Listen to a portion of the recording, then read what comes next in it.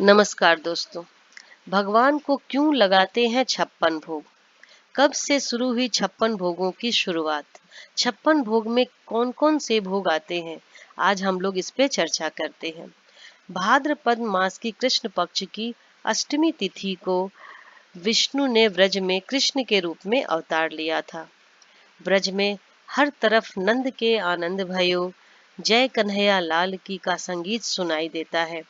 पूरे देश में धूमधाम से मनाए जाने वाले पर्व पर हर साल भक्त उपवास रखते हैं और घरों में तरह तरह के व्यंजन बनाए जाते हैं।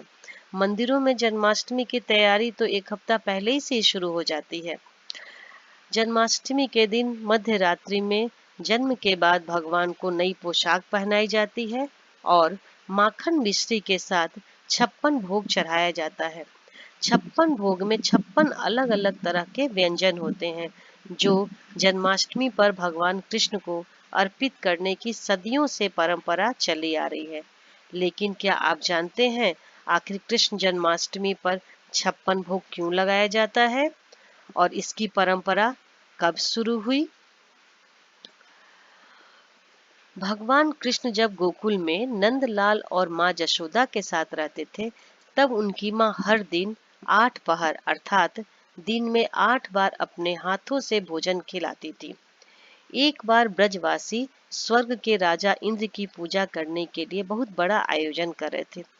कृष्ण ने नंद बाबा से पूछा कि आखिर यह आयोजन किस चीज का हो रहा है। तब नंद बाबा ने कहा कि इस पूजा में देवराज इंद्र को प्रसन्न करना है। अगर वे प्रसन्न होंगे तो अच्छी बारिश करेंगे, इसलिए हम लोग उनकी पूजा की तैयारियां कर रहे हैं। कृष्ण ने कहा कि वर्षा करना तो इंद्र का काम है, तो उनको तो वर्षा करनी ही है, तो फिर हम लोग उनकी पूजा क्यों करें? अगर हमें पूजा करनी ही है तो गोवर्धन पर्वत की करें, क्योंकि इससे फल सब्जियां प्राप्त होती हैं और पशुओं को भी चारा मिलता है। तब सभी को कृष्ण की ये बात बहुत अच्छी लगी और सभी ने इंद्र की पूजा न करके उस गोवर्धन पर्वत की पूजा शुरू कर दी। इंद्र ने जब इसको देखा तो उन्हें अपना अपमान समझा। उन्हें लगा कि लोग मेरा अपमान कर रहे हैं और उनको बहुत ही गुस्सा आ गया। वो बहुत ही क्रोधित हो गए और क्रोधित होकर के इंद्र ने ब्रज में भयंकर बारिश कर दी। हर तरफ पानी ही पानी नजर आने लगा।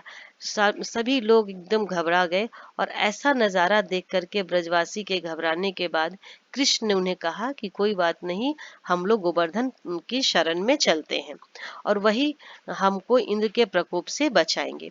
कृष्ण ने कनिष्ठ उंगली से पूरे गोवर्धन पर्वत को उठा लिया और पूरे व्रज की रक्षा की। भगवान कृष्ण ने 7 दिनों तक बिना कुछ खाए पिए गोवर्धन पर्वत को उठाए रखा।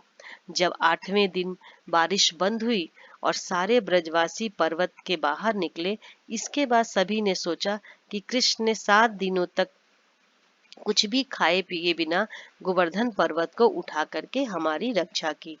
तब माता यशोदा समेत ब्रजवासियों ने कन्हैया के लिए हर दिन के 8 पहर के हिसाब से 7 दिनों को मिला करके कुल 56 भोग बनाए, 56 प्रकार के स्वादिष्ट व्यंजन बनाए थे। और 56 भोग में वही व्यंजन होते हैं जो कृष्ण कन्हैया को पसंद है और उन्हें वे लोग उस समय खिलाए और तब से ये 56 भोग की परंपरा शुरू हुई। 56 भोग में कौन कौन से भोग आते हैं, कौन कौन से व्यंजन आते हैं?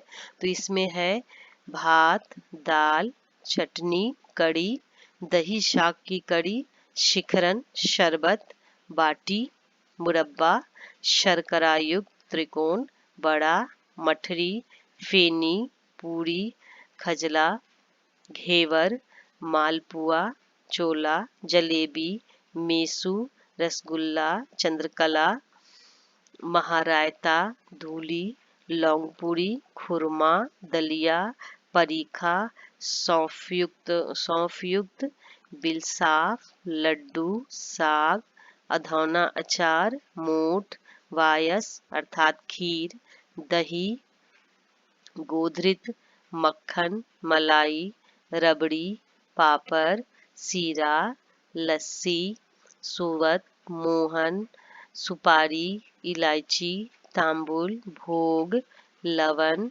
कषाय, मधुर, तिक्त, कटु और अम्ल, ये 56 भोग है। और उस समय से 56 भोग की शुरुआत की गई और आज तक उसे परंपरा को सभी निभाते हैं और उन्हें 56 भोग खिलाया जाता है।